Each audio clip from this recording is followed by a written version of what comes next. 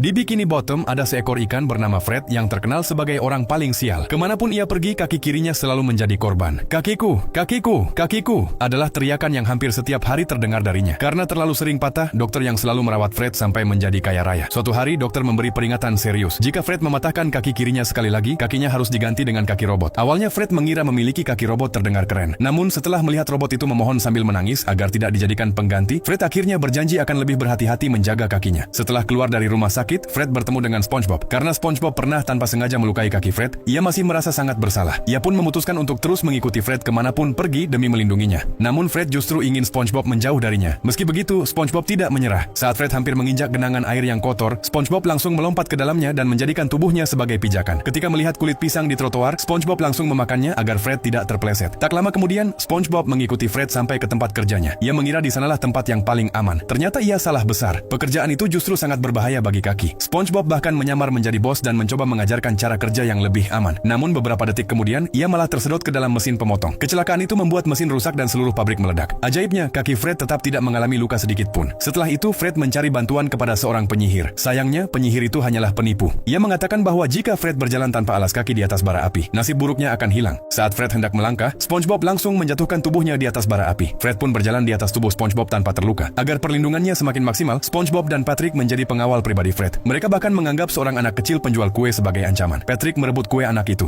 Anak tersebut marah dan menggigit kaki Patrick hingga Patrick harus dilarikan ke rumah sakit. Melihat kejadian itu, Fred justru tampak iri. Saat itulah kebenaran akhirnya terungkap. Fred sebenarnya bukan orang yang selalu sial. Ia sengaja melukai kakinya sendiri agar bisa pergi ke rumah sakit dan bertemu dengan seseorang yang diam-diam ia sukai. Setelah mengetahui alasannya, SpongeBob justru membuat rencana baru. Ia meminjam sebuah palu untuk melukai kaki Fred. Namun yang terkena palu justru pemilik palu itu sendiri hingga harus dibawa ke rumah sakit. Kemudian SpongeBob mencoba menggunakan ubur-ubur untuk menyetrum Fred. Lagi-lagi rencananya gagal. Ia malah menyetrum dirinya sendiri hingga hampir pingsan. Sebagai usaha terakhir, SpongeBob mengikat Fred di rel kereta api. Ia yakin kali ini Fred pasti akan terluka. Namun tiba-tiba sebuah robot muncul dan menghentikan kereta tepat waktu. SpongeBob pun berteriak, "Kakiku!" Sebuah ambulans segera datang ke lokasi. Namun saat ambulans itu pergi, kendaraan tersebut tanpa sengaja malah melindas Fred. Akhirnya Fred benar-benar berhasil masuk ke rumah sakit. Dengan penuh semangat, ia tidak sabar ingin bertemu dengan orang yang selama ini ia sukai. Tiba-tiba lantai mulai bergetar. Seorang perawat bertubuh sangat besar perlahan muncul di hadapannya. Ternyata perawat itulah orang yang selama ini diam-diam dicintai Fred.